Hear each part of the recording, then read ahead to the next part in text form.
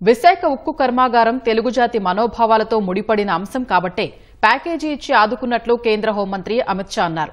విశాఖ ఉక్కుకు మంచి భవిష్యత్తు ఉందన్న ఆయన అందరూ సమిష్టిగా కృషి చేసి లాభాల్లోకి తీసుకురావాలని చంద్రబాబుకు సూచించారు.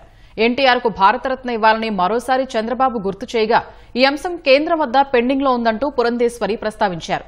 భారతరత్నకు ఎన్టీఆర్ అన్ని విధాలా అర్హుడని అమిత్ షా అన్నారు. సీఎం నివాసంలో విందుకు హాజరైన అమిత్ షా వివిధ అంశాలపై చర్చించారు.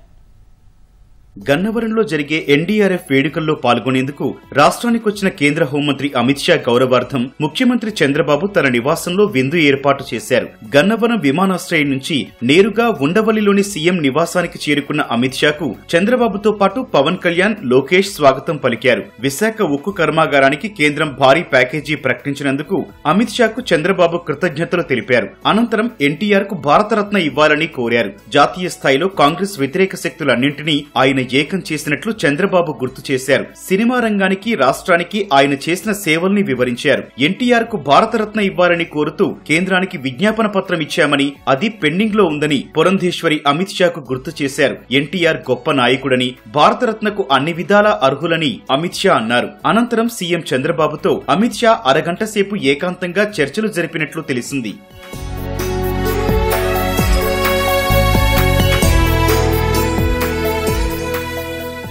చర్చలు పూర్తయిన తర్వాత కృష్ణానది ఒడ్డున లాన్ లో ఏర్పాటు చేసిన విందుకు అమిత్ షా హాజరయ్యారు. విందు సమయంలో రాష్ట్రానికి సంబంధించి వివిధ అంశాలపై అమిత్ షా ఆరా తీశారు. ఈ ప్రాంతంలో ఎక్కువగా ఏ పంటలు పండుతాయని అడిగినట్లు తెలిసింది. వరి, మిర్చితో పాటు రాయలసీమలో ఉద్యాన పంటలు సాగవుతాయని చంద్రబాబు వివరించారు. భూముల ధరల గురించి ప్రస్తావనకు రాగా ఒకప్పుడు ఆంధ్రాలో ఎకరం అమ్మితే హైదరాబాద్ లో 5 ఎకరాలు కొనుగోలు చేసేవారని, ఇప్పుడు అక్కడ ఎకరం అమ్మితే ఇక్కడ 50 ఎకరాలు కొనొచ్చని చంద్రబాబు వివరించారు.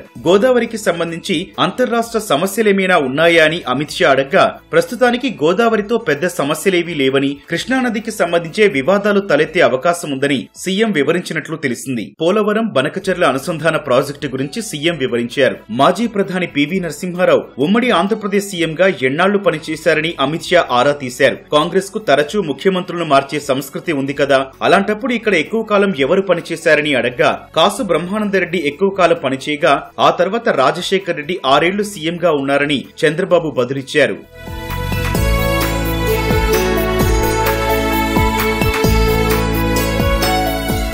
విందులో తనకు వడ్డించిన పదార్థాలను చూసి ఇది తనకు 3 రోజులకు సరిపడేలా ఉందని అమిత్ షా చమత్కరించారు. ప్లేట్లో అరిటాకు పరిచి అందులో భోజనం పెట్టగా దాని గురించి అమిత్ షా అడిగి తెలుసుకున్నారు. పండుగలు, ప్రత్యేక సందర్భాల్లో అరిటాకులో భోజనం చేయడం తెలుగువారి ప్రత్యేకత అని పురంధేశ్వరి వివరించారు. ఇక్కడి ప్రజలు మిఠాయిలు ఎక్కువగా తింటారా అని అమిత్ షా ప్రశ్నించారు. మీరు పూర్తి శాకాహారాన్ని సీఎం చంద్రబాబు అమిత్ షాను అడగ్గా మా కుటుంబంలో 6 తరాలుగా తామంతా శాకాహారులమేనని బదులిచ్చారు. దాదాపు గంటన్నర పాటు సీఎం నివాసంలో ఉన్న అమిత్ షా ఆ తర్వాత బయలుదేరి విజయవాడ వెళ్లారు.